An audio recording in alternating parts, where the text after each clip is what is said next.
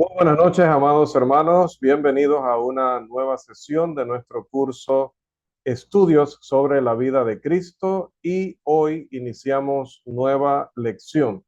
Realmente la semana pasada quedó una sección muy pequeña que pudimos utilizar como conclusión. Sin embargo, pues no vamos a hacer dos presentaciones hoy con toda la complicación técnica que eso lleva. Ya pues se podrá revisar entonces solamente son valoraciones y conclusiones de la lección. Es muy breve y se podrá revisar luego en el material. Así que hoy arrancamos con lección nueva, lección 13, la credibilidad del Evangelio según Juan, o la credibilidad de Juan. Y vamos a hablar acerca de este cuarto evangelio. Recuerda que hablamos de evangelios y el cuarto evangelio, no porque hay varios, sino porque es la designación técnica de estos libros. Bueno, hoy nos vamos a enfocar particularmente en el cuarto evangelio, o el que conocemos como evangelio según Juan. El problema de la credibilidad del cuarto evangelio involucra de inmediato la pregunta de si es la obra genuina, auténtica del apóstol Juan, o es el producto de algún escritor desconocido posterior. El propósito de esta lección es considerar las diversas líneas de ataque acerca o con respecto al contenido del Evangelio de Juan en relación con los otros relatos, es decir, Mateo, Marcos y Lucas. La amargura de los ataques realizados contra el Evangelio de Juan demuestran cuán crítica sienten los radicales que es esta cuestión.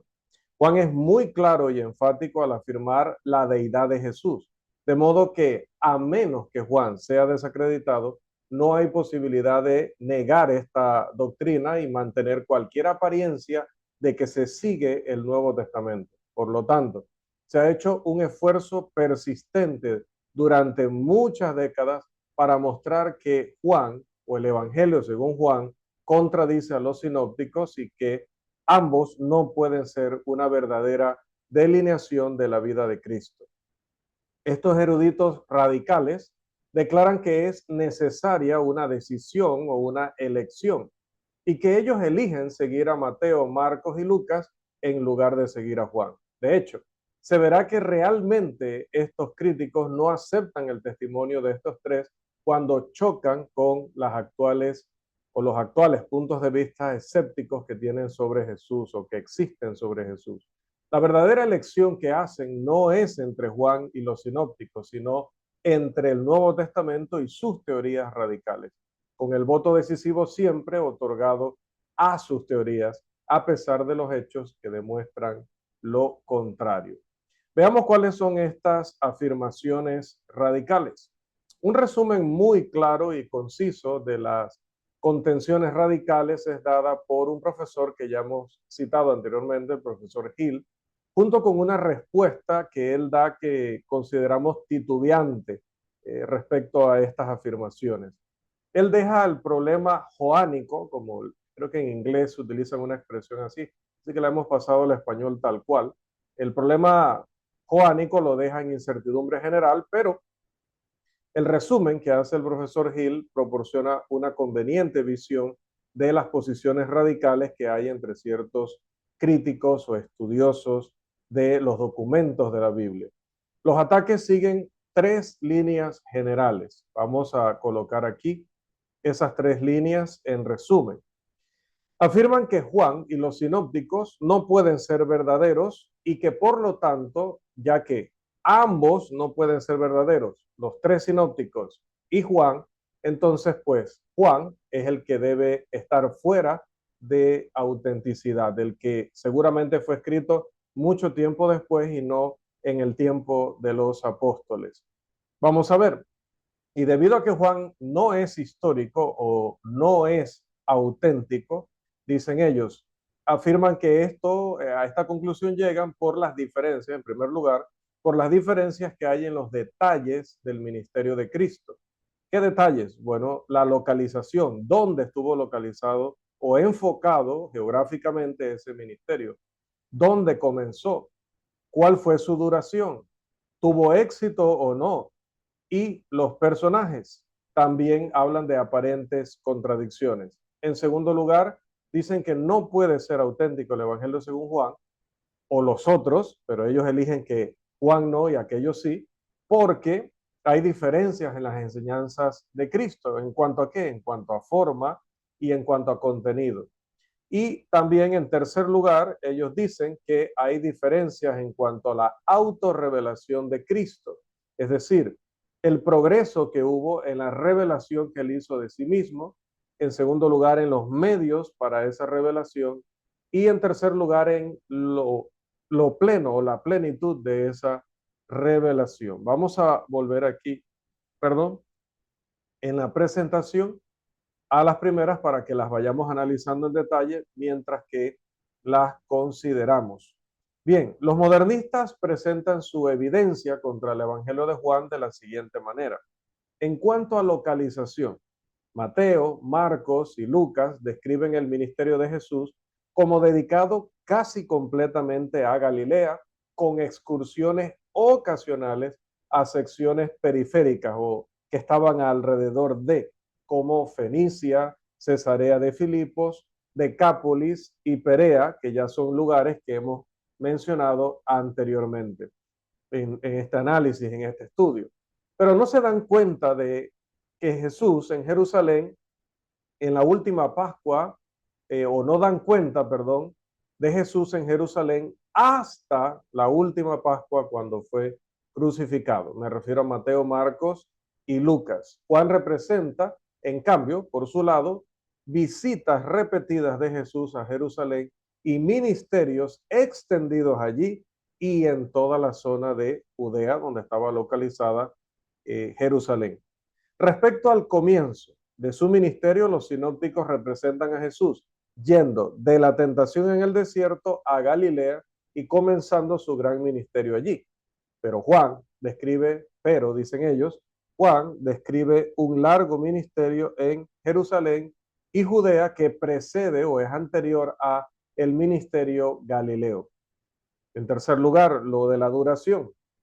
Se sostiene que los sinópticos presentan el ministerio de Jesús como algo que duró solo un año, solo para una fiesta de la Pascua y que esa fue al final de su ministerio galileo. Juan, en cambio, menciona varias Pascuas y otras fiestas y hace entender al lector que el ministerio de Jesús duró varios años, 3 años y medio es la opinión general. Otra cosa es el éxito, en cuarto lugar. Los sinópticos representan a Jesús como generando un asombroso entusiasmo y representando un inmenso éxito hasta que se negó a ser rey y que luego la gente se decepcionó o la gente decepcionada se volvió contra él y resultó esto en su muerte. Por su parte, Juan representa una oposición amarga de los líderes de la nación desde el mismo principio de su ministerio y también habla de complots mortales contra la vida de Jesús en los primeros meses de su ministerio.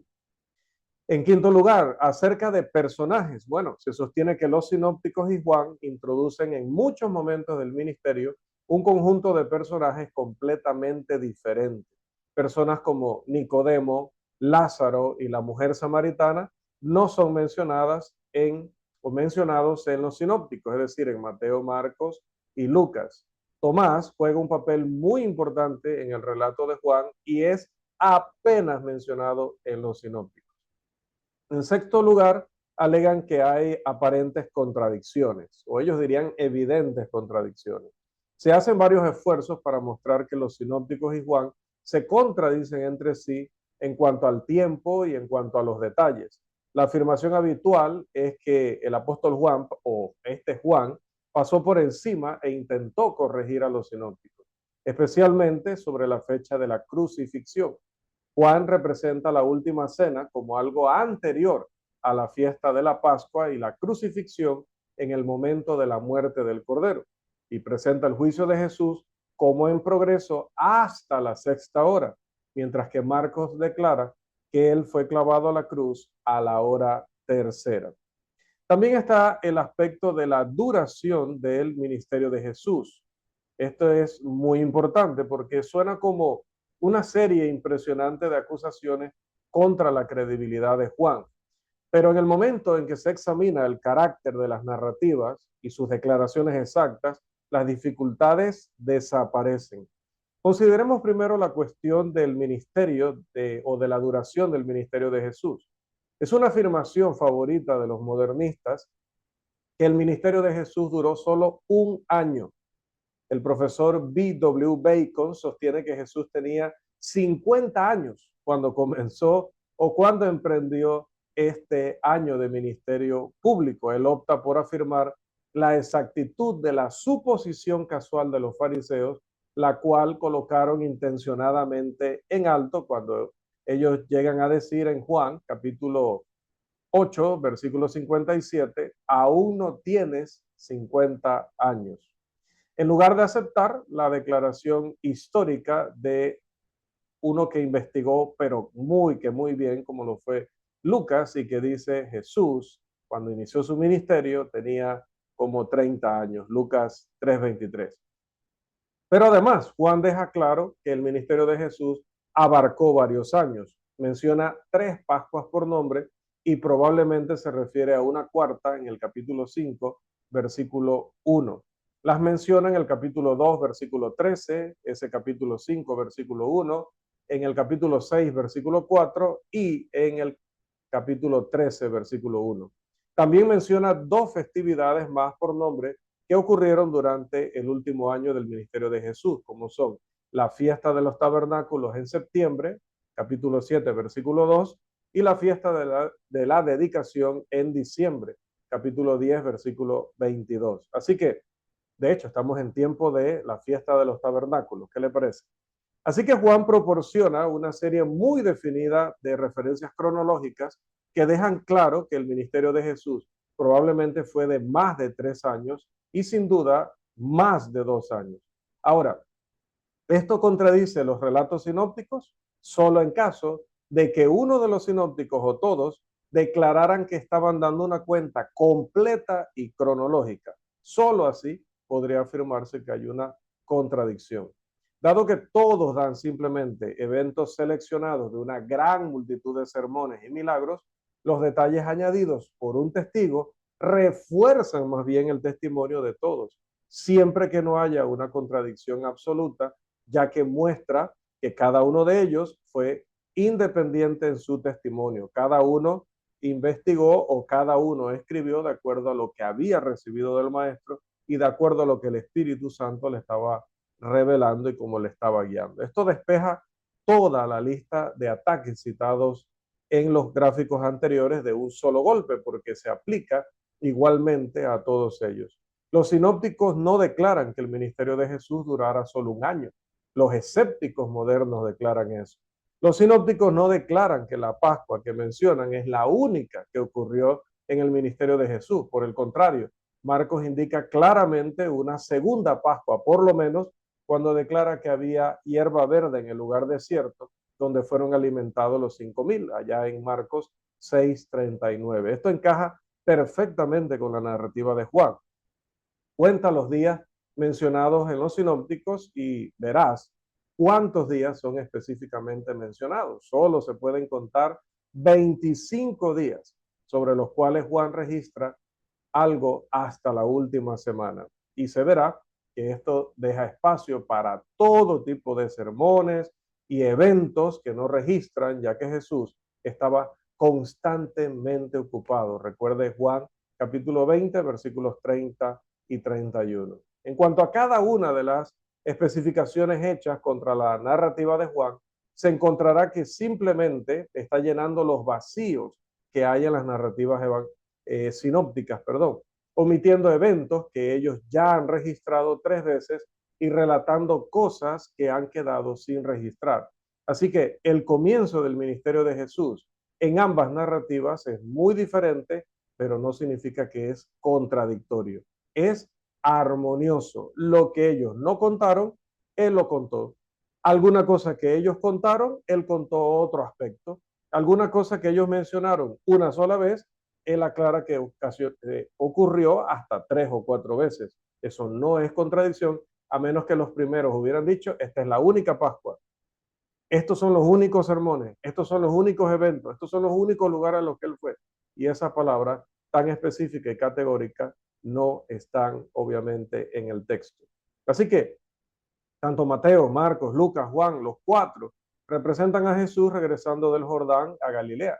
Los sinópticos omiten las fases preliminares del ministerio de Jesús y se lanzan inmediatamente a la narración de su ministerio galileo culminante. Juan omite el bautismo y la tentación, describe la elección de algunos discípulos de Juan el Bautista, habla de la fiesta de las bodas en Caná, la breve estancia en Cafarnaúm, el ministerio de la Pascua en Jerusalén y los meses de trabajo que siguieron en la provincia de Judea.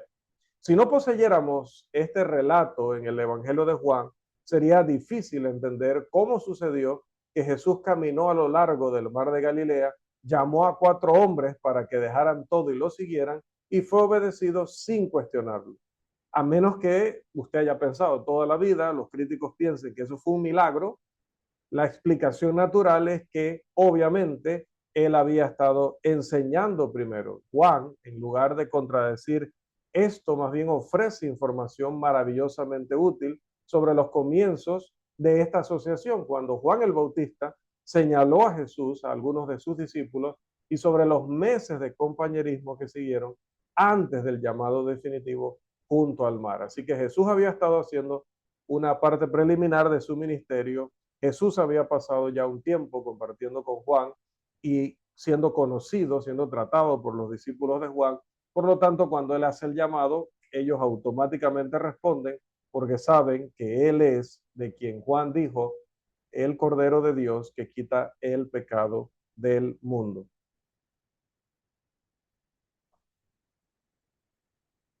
Hablemos del otro aspecto, la localización.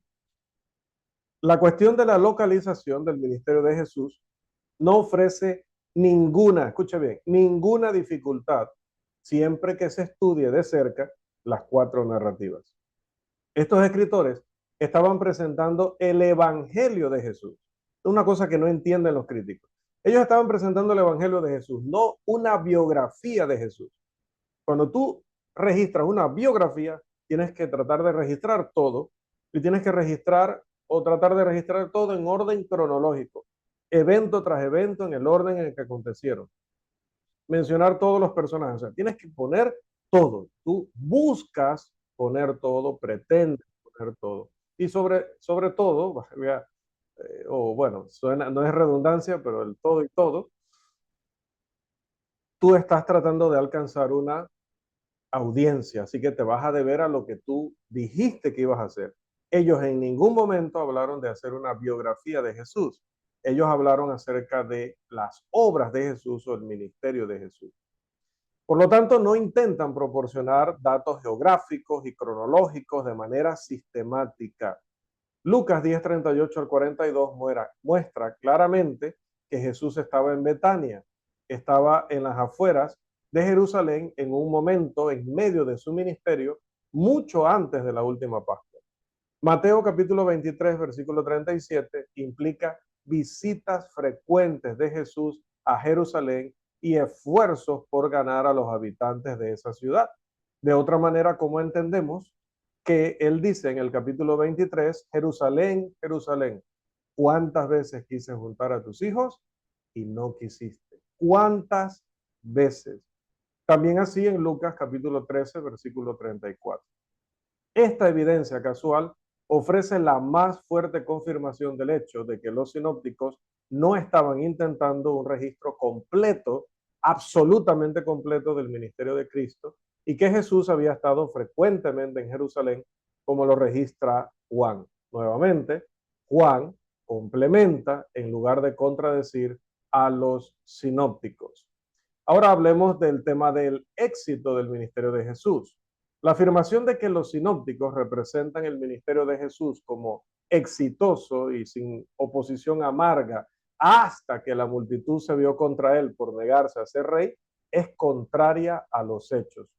Ellos muestran que una feroz oposición surgió de los fariseos desde las mismísimas primeras fases de su ministerio. ¿Quiere que les recuerde algunas?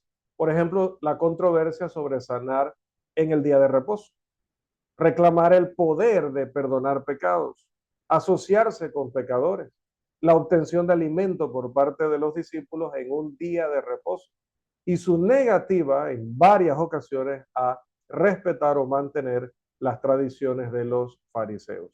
Marcos relata que al cierre de la controversia sobre la sanación del hombre con la mano seca en el día de reposo, que dice 3:6, y salidos los fariseos tomaron consejo contra los herodianos, contra él, para destruirle. Y esto sucede en los primeros días del ministerio en Galilea, antes de que se pronunciara el sermón del monte o el sermón de la montaña. Además, es especialmente desafortunado para esta teoría radical que Juan y no los sinópticos sea quien diga que la razón por la cual las multitudes se alejaron de Jesús después de alimentar a los 5,000 fue que él se negó a ser su rey.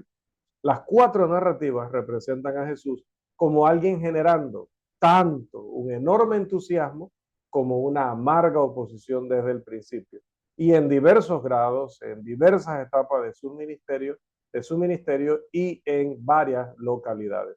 Dado que la oposición se centró en los líderes nacionalistas que tenían su sede en Jerusalén y dado que Juan relata más sobre los ministerios en Jerusalén, es natural que brinde más detalles sobre la creciente oposición allí. Así que tampoco esto demuestra ningún tipo de contradicción.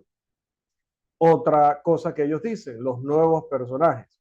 La crítica de que Juan introduce un nuevo conjunto de personajes también desaparece al instante cuando se pone a prueba.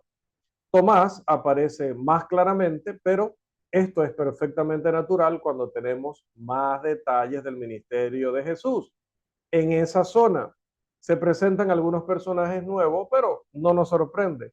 Nicodemo, Lázaro y la mujer samaritana son las únicas citas que los radicales pueden hacer y no había necesidad particular de que estos fueran introducidos en los sinópticos y por lo tanto no hay evidencia en contra de la veracidad de Juan. Es decir, los sinópticos no dicen que Lázaro, Nicodemo y la samaritana no existieron. Si lo dijeran, habría una contradicción. Simplemente ellos no incluyeron esa parte y Juan sí. El argumento del silencio solo tiene fuerza cuando un autor no menciona a alguien o algo que habría sido esencial para su narrativa. Sunday califica el uso exagerado del argumento del silencio como hacer ladrillos sin paja.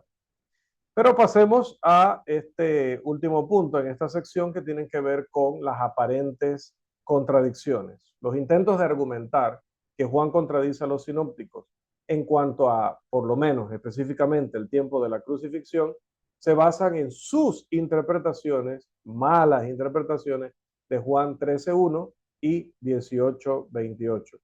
En el primero de estos, la frase antes de la Pascua introduce una larga oración y significa de manera más natural que Jesús, habiendo amado a los suyos que estaban en el mundo, antes de la Pascua los amó hasta el final, es decir, hasta su muerte en la Pascua.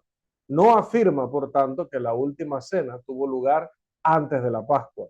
El segundo pasaje ciertamente no se refiere, 18:28, no se refiere a la comida del Cordero Pascual, sino a una de las festividades que siguieron a esta ceremonia inicial, ya que la Pascua fue después de la puesta del sol y los judíos, recuerde, no se habrían contaminado al entrar en una casa gentil más allá del final del día al atardecer. La diferencia en cuanto a la hora de la crucifixión, evidentemente, resulta del hecho de que, presta atención, Juan utiliza el método romano de contar el tiempo, es decir, el método que también usamos nosotros hoy día. Los sinópticos no, los sinópticos, Mateo, Marcos y Lucas, utilizan el sistema judío, que era desde el atardecer hasta el amanecer, ¿verdad? O empezaba en el atardecer ya el siguiente día. Lea Juan 19:14, compárelo con Marcos 15:25 y el 33. Se dará una discusión más completa sobre todo este problema, principalmente en cuanto a lo de los relatos de la muerte de Jesús en una lección posterior que se llamará El tiempo de la crucifixión. También hablemos acerca de la forma de enseñar. La segunda línea de ataque contra Juan sostiene que su evangelio ofrece variaciones incompatibles con los sinópticos en cuanto a la enseñanza de Jesús. Se sostiene que Juan representa a Jesús como haciendo continuamente largos discursos, mientras que los sinópticos lo representan simplemente enseñando mediante breves y concretas afirmaciones e instrucciones prácticas que estaban siempre abiertas a interrupciones y preguntas. A los modernistas les gusta afirmar que Jesús no era un predicador, sino un maestro. Ellos afirman que basan esta evaluación en los sinópticos y la usan para desacreditar a Juan. Los hechos del caso no respaldan su afirmación, ya que el sermón más largo del Nuevo Testamento es el Sermón del Monte, el cual está registrado ¿dónde? En Juan, no, en Mateo capítulo 5, capítulo 6, capítulo 7. El sermón en parábolas es otro famoso y extenso sermón que se encuentra en los tres sinópticos y no en Juan. Su sermón en denuncia de los escribas y fariseos ocupa un capítulo entero. ¿Y sabe de qué libro? De Mateo, Mateo capítulo 23. El sermón sobre la destrucción de Jerusalén y la segunda venida abarca 2 capítulos. ¿En qué libro? En Mateo capítulos 24 y 25. Juan no representa que todo el ministerio público de Jesús fue mediante largos sermones. De hecho, él proporciona más conversaciones con individuos que cualquier otro escritor del Evangelio. Las 4 narrativas representan a Jesús tanto enseñando como predicando, participando en una instrucción paciente e informal a unos pocos o muchos, y realizando un apasionado llamado público a las grandes multitudes. Todos informan que los discursos de Jesús están llenos de epigramas, ilustraciones vívidas y dichos difíciles. Y hablando de dichos difíciles, pues pasemos a hablar acerca de palabras clave en el Evangelio según Juan.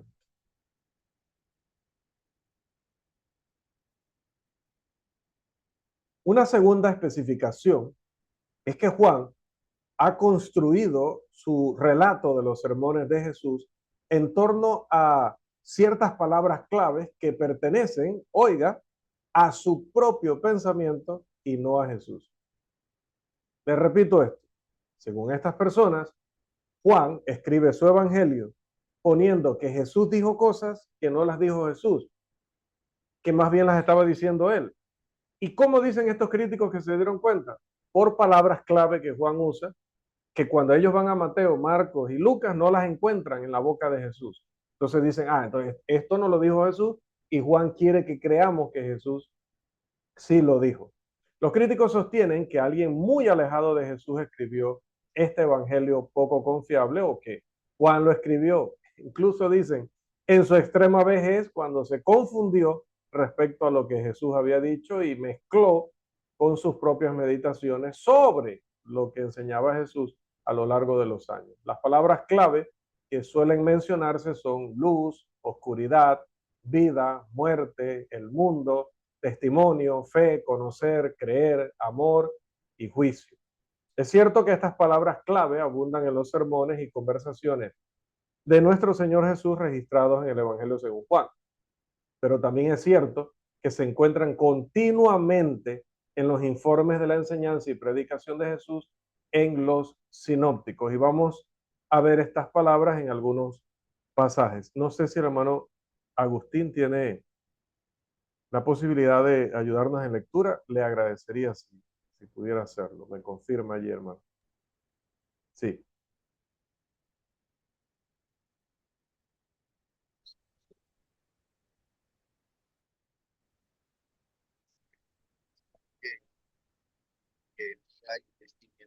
A ver, déjeme un momentito. Bueno, si tengo el volumen bien aquí, se le oía bajito.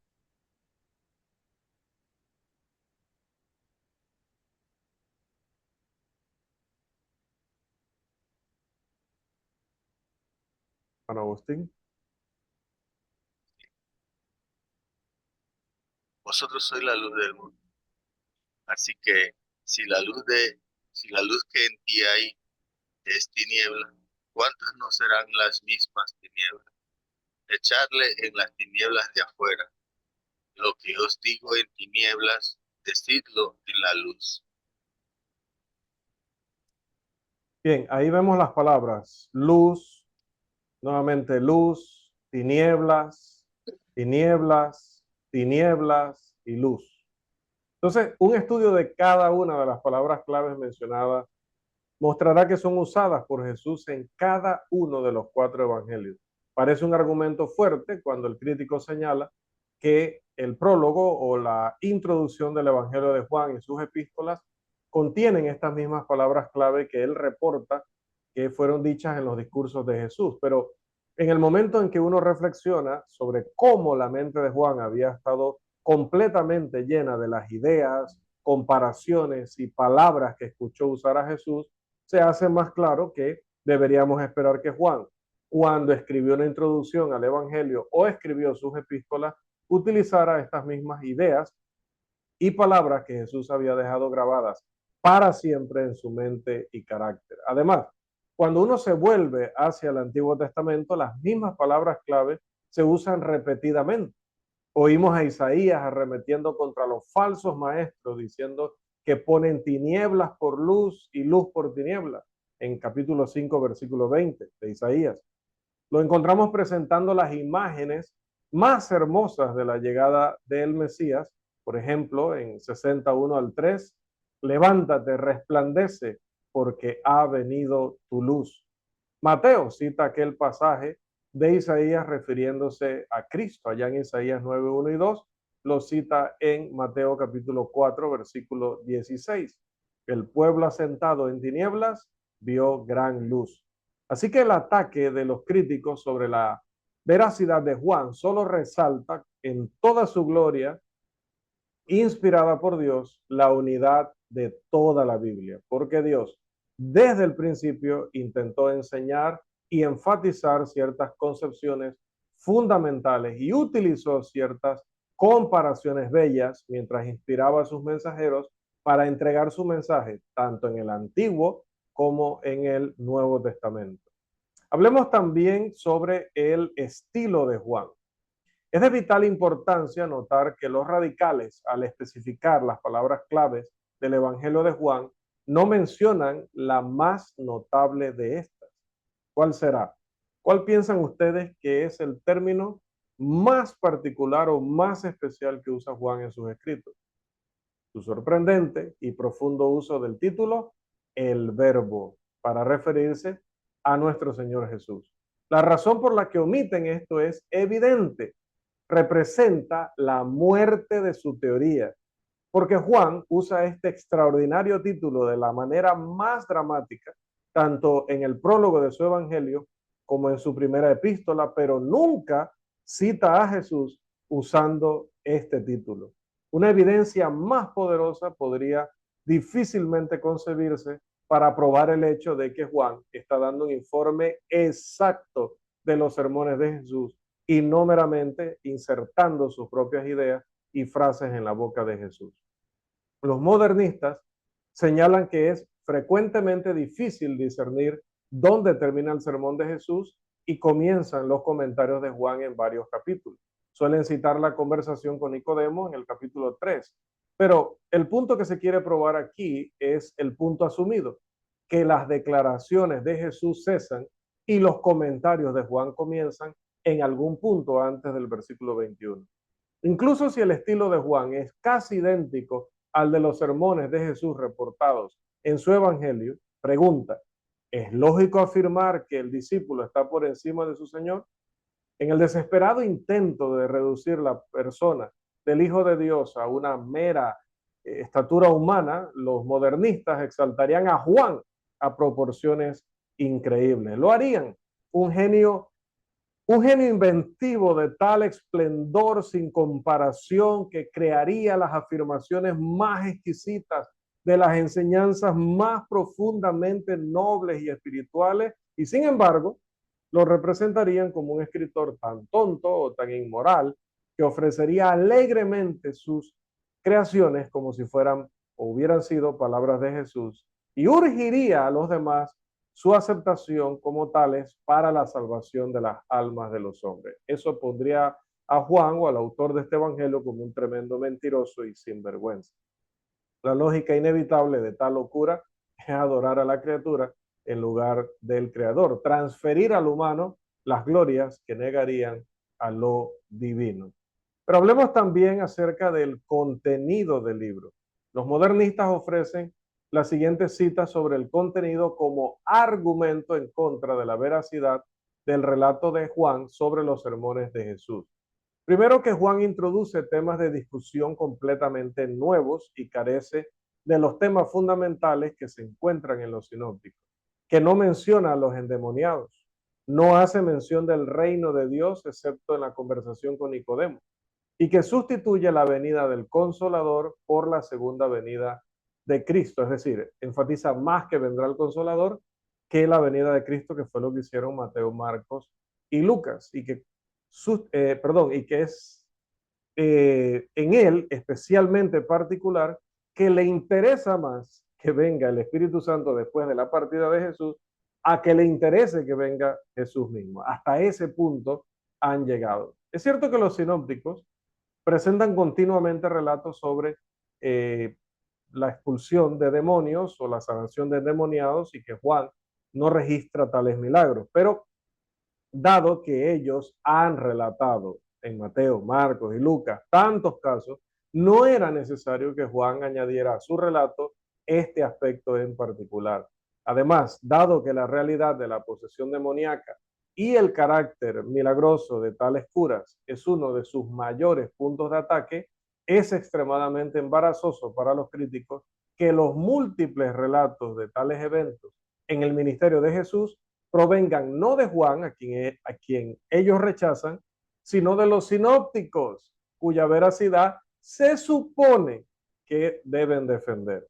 Sin embargo, no es cierto que Juan deje de mencionar este fenómeno, pues 3 veces la posesión demoníaca entra en la conversación registrada en el capítulo 8. Por ejemplo, en el versículo 48, no decimos bien nosotros que tú eres samaritano y que tienes demonio, y así revisa el versículo 49 y el versículo 52.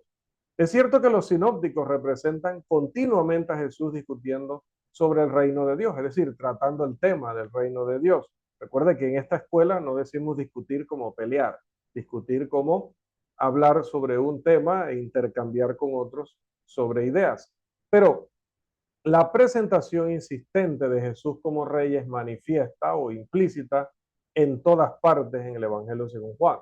Juan se centra en reportar discusiones que giran en torno al rey más que al reino, pero la proposición del reino de Dios se afirma claramente en puntos climáticos y está implícita en todas partes de su escrito. La conversación con Nicodemo ocupa una posición clave en la primera parte del Evangelio de Juan. Y adivine, no adivine. Bueno, recuerda que se usa metafóricamente ese término. Discute a fondo el reino de Dios, empezando el Evangelio según Juan. El juicio ante Pilato es el clímax final, y aquí se informa claramente que Jesús discute sobre el reino, porque le dicen 18, 33 al 38, dentro de ese contexto le dice, mi reino no es de este mundo. Las bellas declaraciones de Jesús sobre la venida del Espíritu Santo, el Consolador, aumentan enormemente nuestro conocimiento de la enseñanza de Jesús. Pero cualquier esfuerzo por establecer una contradicción sobre este tema es puramente artificial. Los sinópticos representan bastante claramente a Jesús como prediciendo la venida del Espíritu Santo para dirigir y dar poder a los apóstoles. Lea, por ejemplo, Lucas 24, 44 al 49, Hechos 1, 4 al 8, Marcos 13, 10 al 12, Mateo 10, 17 al 20. Juan, de igual manera, representa a Jesús como prediciendo su propia segunda venida, en Juan 6, 41, en Juan 14, 1 al 31, en Juan 21, 21 al 23. Aunque los críticos afirman que el Evangelio de Juan carece de énfasis sobre la segunda venida de Cristo, es el único de los 4 que cierra con una referencia enfática a este evento, y de todas las promesas de Jesús de que Él volverá, la de Juan 14 es una de las más hermosas y satisfactorias. Nuevamente, los 4 relatos se complementan entre sí y no se contradicen. En el penúltimo punto de nuestra lección, universalidad, una afirmación adicional sobre el contenido es que la misión de Cristo está limitada a los judíos en los sinópticos, pero es representada como universal y eterna en el Evangelio de Juan. Citaban pasajes como Juan 10:16, que habla de otras ovejas que no son de este redil, o el 8:12, que habla de la luz del mundo, o el 12:32, que habla de atraer a todos los hombres. Un estudio de las narrativas con este ataque en mente muestra que tanto los sinópticos como Juan representan el ministerio real de Jesús como casi exclusivamente limitado a los judíos. Juan cuenta de un breve ministerio entre los samaritanos, pero los sinópticos mencionan un viaje y un milagro en Fenicia. Juan informa sobre la solicitud de algunos griegos que querían ver a Jesús, pero los sinópticos muestran que Jesús sanó al siervo del centurión romano en Cafarnaúm. Así que el énfasis de todos los relatos está en el carácter exclusivamente judío del ministerio de Jesús, con alrededor de igual, aunque diferente, excepción. En cuanto a la enseñanza de Jesús sobre su ministerio, la Gran Comisión otorga el mayor énfasis al carácter universal y eterno del ministerio de Jesús. Y Mateo, Marcos, Lucas dan todos un claro y poderoso relato de ese mandamiento. El carácter universal de la misión de Jesús se indica a lo largo de los sinópticos. Plumer dice del punto de vista del Evangelio de Lucas, el Salvador había venido, abro comillas, el Salvador había venido y había venido a salvar a toda la raza humana. La obra del Cristo y la obra de sus apóstoles lo demostraron de manera concluyente. En el Evangelio vemos al Cristo obteniendo la salvación para todo el mundo. En Hechos vemos a sus apóstoles llevando las buenas nuevas de esta salvación a todo el mundo. Cierro comillas. Comentario sobre el Evangelio de Lucas. Introducción, página 36 de Plomer. La parábola de la viña es una buena ilustración en la enseñanza de Jesús en los sinópticos sobre la universalidad de su misión. Lea Mateo 21, 41 al 43 y Marcos 12:9, al igual que Lucas 20:16. Igualmente claras son aquellas declaraciones que podemos encontrar en tanto Mateo como también en Marcos y en Lucas. Y vamos a pedirle a nuestro hermano que nuevamente por favor nos ayude con estas lecturas. La primera es Mateo 16:25 y el 27, y la segunda es Mateo 26:3. Hermano Agustín, por favor.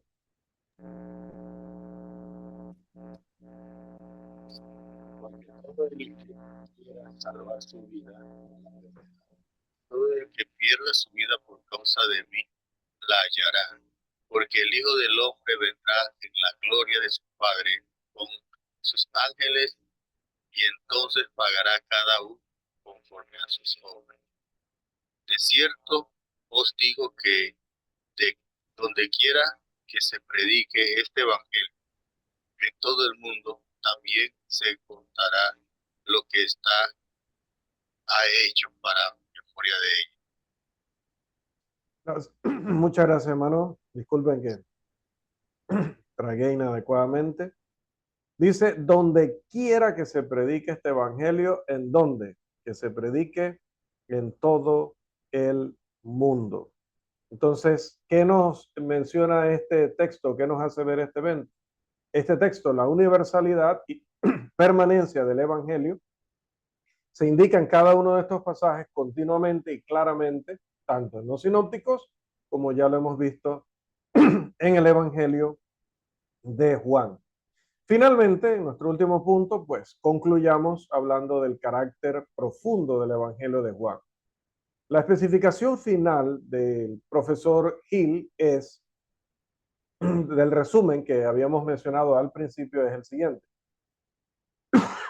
Perdón.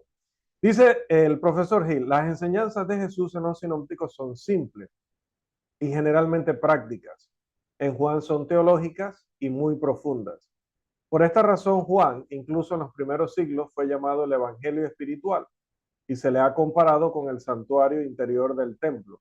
Presupone una percepción intuitiva de las verdades religiosas más profundas, cuando éstas se presentan sin explicación ni comentario. Página 126 del libro ya citado de Hill. Ciertamente, nadie negaría que el Evangelio de Juan es espiritual, pues, ¿cuál no lo sería? Y que sus informes sobre las enseñanzas y sermones de Jesús son generalmente muy profundos y están relacionados con la revelación de Jesús como el Hijo de Dios. En eso estamos claros y estamos unidos en el comentario de Don Hill. Sin embargo, la persona que intenta un estudio cuidadoso de Mateo, Marcos y Lucas y luego declara que sus informes sobre las enseñanzas de Jesús son simples y generalmente prácticas, en contraste con teológicas y muy profundas, eso revela la superficialidad de sus propios procesos mentales.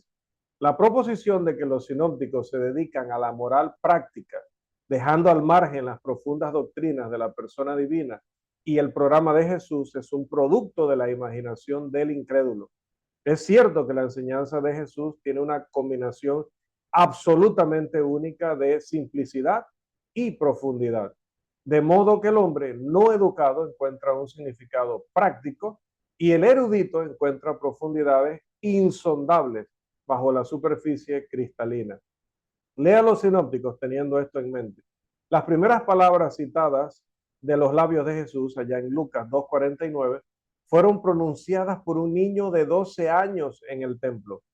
Fueron dichas y se registran sin explicación ni comentario, excepto que María y José no entendieron lo que les dijo y que ella, María, guardó todas estas cosas en su corazón. Ellos captaron un destello de significado suficiente para refutar a su crítica a su conducta, pero no pudieron comprender plenamente las misteriosas implicaciones sobre su persona y misión. Esto podría usarse como un texto para el estudio de las cuatro narrativas y se encontraría que la enseñanza de Jesús en las cuatro posee constantemente estas mismas cualidades. Las ilustraciones abundan en todas partes, como las respuestas de Jesús al diablo durante la tentación y cualesquiera de las parábolas y sermones de Jesús en los sinópticos, e incluso el Sermón del Monte, que los modernistas tienden a describir como simples y generalmente prácticos, lo que significa excluir profundas implicaciones doctrinales sobre su persona y salvación a través de él. Ejemplos característicos de los sinópticos se encuentran en las enigmáticas respuestas de Jesús a ciertos hombres que propusieron seguirle, y vamos a leerlas con nuestro hermano Agustín, por favor. Una se encuentra en Mateo 8, 19 al 22 y la otra en Lucas 9, 61 y 62.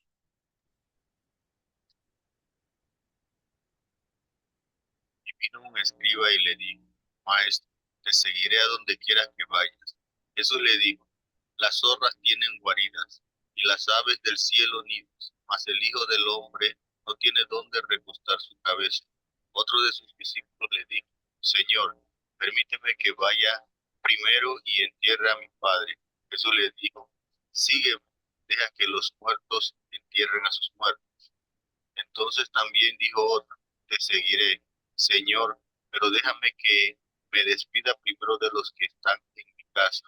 Y Jesús le dijo: ninguno que, poniendo sus manos en el arado, mira hacia atrás, es apto para el reino de Dios. Amén, gracias hermano. Note que estas expresiones de Jesús tienen un significado que si las leemos sin analizarlas realmente, podemos concluir que Jesús no quiere que le hagamos funeral a nuestros seres que han muerto. O sea, el hombre tenía el cadáver de su padre ahí y Jesús no le permite asistir al funeral, si usted lo lee así simplemente. Pero no es lo que está diciendo Jesús. En el modo de expresión judía y dentro de la cultura judía, lo que este hombre estaba diciendo era: permíteme que yo cuide a mi padre hasta que él muera y una vez lo sepulte, entonces yo te voy a seguir. Por eso la respuesta tan dura de parte de Jesús, porque le está diciendo, o sea, me quiere seguir, pero cuando tu padre muera, no funciona de esa manera. El otro le dice lo mismo: deja que me vaya a despedir de mi gente. Pero no se está refiriendo a llegar a la casa y decir adiós, me voy con Jesús el Nazareno, no, o Jesús de Nazaret, No. También se refiere, y aún peor, a todos los miembros de su familia. Entonces, cuando ya él quede solo, entonces él seguirá a Jesús. Pero note que estas afirmaciones se introducen en los sinópticos sin explicación ni comentario, usando las palabras de Hill. No hay ninguna indicación de que fueran suavizadas o interpretadas por alguna declaración adicional como fueron pronunciadas por primera vez. Los hombres fueron dejados a profundizar el significado por sí mismos. A los lectores se les deja meditar sobre el probable carácter y motivo de los hombres y la profundidad del significado en las declaraciones de Jesús. Hace algunos años, un famoso predicador de Nueva York pronunció una serie de sermones sobre las difíciles palabras de Jesús. Estas tres estaban entre ellas, como no podría ser de otra manera, y todas son de los sinópticos. El estudiante de la Biblia reflexivo descubrirá a lo largo de las cuatro narrativas de los evangelios una profundidad que desconcierta y desafía la comprensión completa. Sin embargo, ilumina, satisface e incita a una profunda meditación a lo largo de la vida. Los informes de los cuatro evangelistas son unánimes en mostrar el carácter profundo de la enseñanza de Jesús. El relato de Juan ciertamente ofrece una enseñanza doctrinal más profunda, pero esto es completamente armonioso con los demás y simplemente indica el carácter independiente de su evangelio. Y hasta aquí nuestra lección número 13, la credibilidad del evangelio según Juan, esperando que nos ayude a conocerlo más, a apreciarlo y valorarlo más y obviamente a tener las herramientas a mano para poder defenderlo ante todos aquellos que quieran desacreditarlo porque tengan muy malas intenciones o estén haciendo un ejercicio de crasa ignorancia. Que el Señor nos siga bendiciendo ricamente.